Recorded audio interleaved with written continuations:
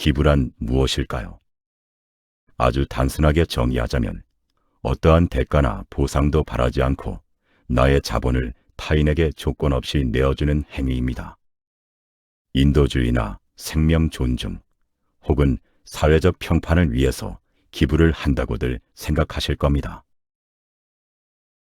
그런데 아주 흥미로운 사실이 하나 있습니다.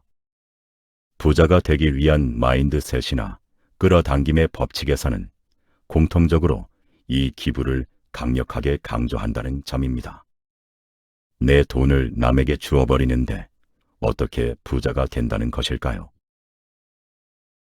원리는 이렇습니다. 타인에게 대가 없이 돈을 내어주는 행위 자체가 우리의 무의식 속에 나는 남에게 조건 없이 베풀 수 있을 만큼 충분히 가졌다라는 강력한 신호를 심어주기 때문입니다. 즉, 기부가 부자의 마인드를 완성하는 핵심 트리거로 작동한다는 뜻입니다. 그렇다면 대한민국의 현실은 어떨까요? 통계청 자료에 따르면 2025년 기준 지난 1년 동안 기부 경험이 있는 사람은 20% 중반에 머물고 있습니다. 쉽게 말해 4념 중 3념은 남을 위해 단 1원도 내어놓지 않는 방관자들이라는 뜻입니다. 또 월 600만 원 이상을 버는 가구는 월 100만 원을 버는 가구에 비해 기부 참여율이 무려 4배나 높습니다. 돈을 많이 버는 부자들이 실제로 기부도 훨씬 더 많이 한다는 것은 반박할 수 없는 사실입니다. 하지만 대중의 태도는 아주 희한합니다. 평소에는 단 1원도 기부하지 않는 80%의 사람들이 국가적 재난이나 사건이 터지면 연예인과 자본가들의 기부 액수를 줄 세우며 조리돌림을 시작합니다. 고액을 내면 대중의 칭송을 받지만 조금이라도 적게 내거나 기부하지 않는 유명인들은 비난을 받습니다. 정작 본인들의 지갑은 굳게 닫아둔 채 말입니다. 통계가 증명하듯 부자들은 이미 당신보다 훨씬 많은 것을 타인에게 나누어 주고 있습니다. 그런데 여기서 시야를 조금만 더 넓혀 보겠습니다. 우리가 흔히 아는 내 계좌에서 남의 계좌로 돈을 이체하는 것만이 진정한 의미의 기부일까요? 다음 2부에서는 연예인의 소액 기부를 비난하면서도 정작 거대한 기부에 무임승차하고 있는 대중의 이중성과 세금의 진짜 얼굴을 이야기해 보겠습니다. 앞서 1부에서 기부의 본질을 어떠한 대가나 보상도 바라지 않고 나의 자본을 타인에게 조건 없이 내어주는 행위라고 정의했습니다. 이 기준을 현실의 사회 시스템에 그대로 대입해 보면 아주 충격적인 진실 하나와 마주하게 됩니다. 바로 자본가들이 국가에 납부하는 막대한 세금이야말로 이 세상에서 가장 거대하고 일방적인 기부라는 사실입니다. 수치로 증명해 보겠습니다.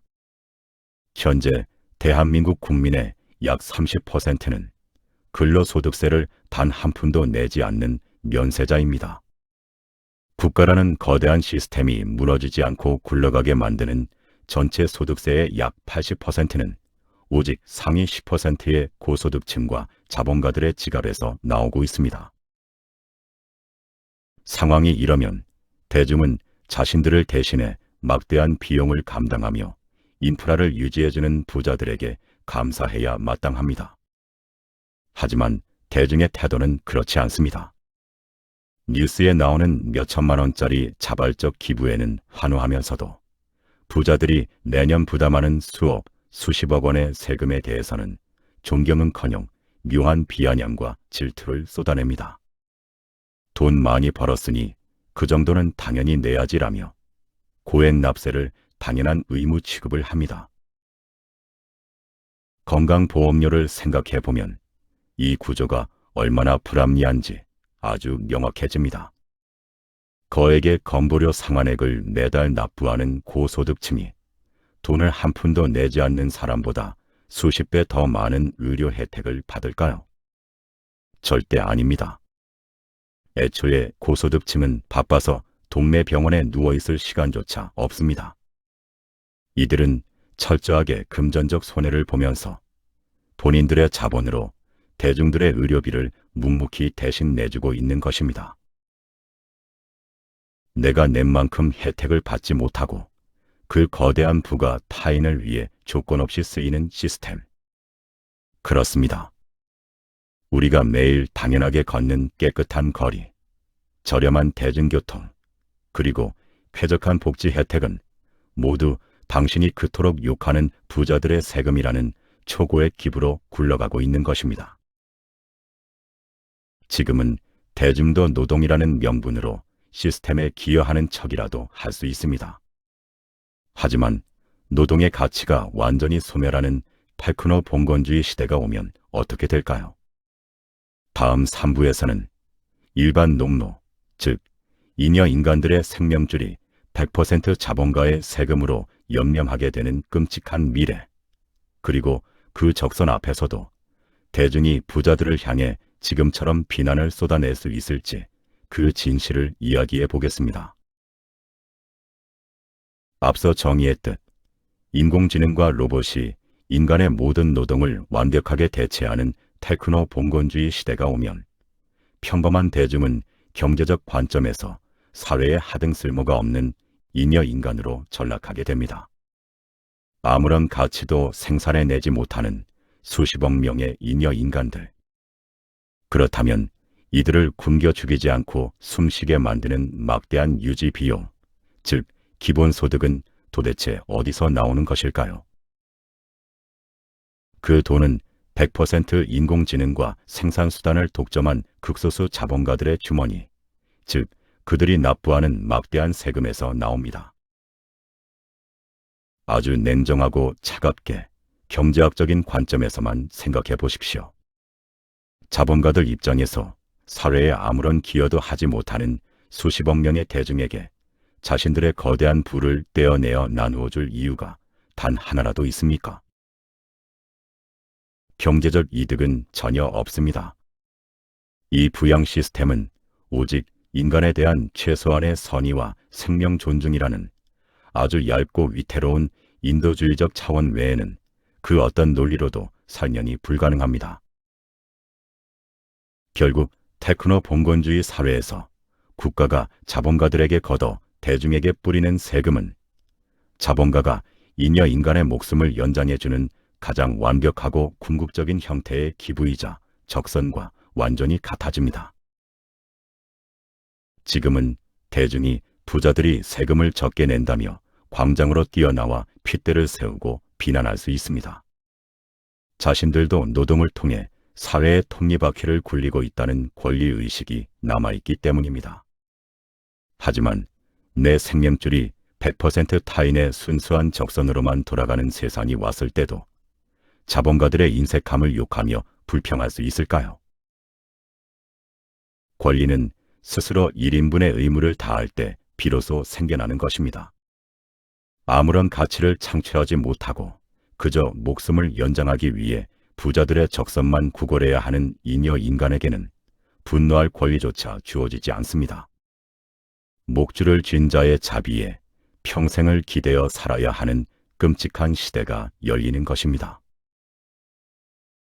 그렇다면 우리는 이 절망적인 미래 앞에서 무엇을 해야 할까요?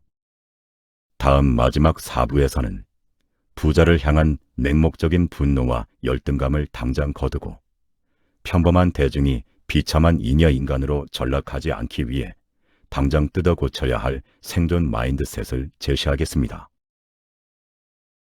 미래의 자본가들이 쓸모가 없어진 잉여 인간들에게 내어줄 기본소득과 자원들. 그것은 철저하게 순수한 인도주의적 차원의 적선입니다. 그리고 자본가들은 지금 이 순간에도 자신들이 납부하는 막대한 세금과 자발적인 기부를 통해 거대한 적선을 매일같이 쌓고 있습니다. 끌어당김의 법칙이 진짜로 마법처럼 불을 끌어당겨 주는지, 기부를 해서 부자가 된 것인지, 아니면 부자라서 기부를 많이 하는 것인지 그 선후 관계는 중요하지 않습니다.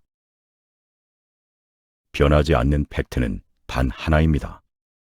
기부를 실천하고 막대한 세금을 군말 없이 감당하는 사람들은 통계적으로 명백한 부자가 맞으며, 이들은 가만히 냅둬도 다가올 테크노 봉건주의의 거대한 성벽 안에서 안전한 영주나 귀족으로 살아남을 확률이 압도적으로 높다는 것입니다.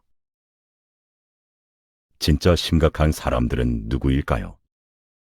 바로 기부도 하지 않고 세금도 거의 내지 않으면서 부자들을 향한 질투와 맹목적인 분노로 하루하루를 낭비하는 대중입니다. 나는 소득이 적고 먹고 살기 힘들어서 기부를 못해. 혹시 지금 이런 핑계를 대며 스스로를 합리화하고 계십니까? 그 가난하고 수동적인 마인드를 당장 버리지 못한다면 당신은 머지않아 완벽한 잉여 인간으로 전락하게 될 것입니다. 미래의 당신의 목숨이 오직 부자들의 자비와 국가의 기본소득이라는 적선에 완벽하게 의탁하게 되었을 때를 상상해 보십시오. 그때 가서 부자들이 세금을 덜 낸다며 그들의 인색함을 욕해본들, 도대체 누가 당신의 외침에 귀를 기울이겠습니까? 이제 타인의 선의에 내 생존을 맡기려는 나태함을 버리십시오. 지금 당장 부자를 향한 열등감을 내려놓고 스스로 막대한 세금을 내고 당당하게 타인에게 기부를 할 수 있는 자본가의 마인드로 당신의 뇌를 완전히 재무장해야 합니다. 명심하십시오. 기부와 세금은 테크노 봉건주의의 높은 성벽 안에서 누군가에게 생존을 구걸하지 않고 스스로의 가치를 증명하며 살아남은 자들만이 행사했던 유산이 될 것입니다.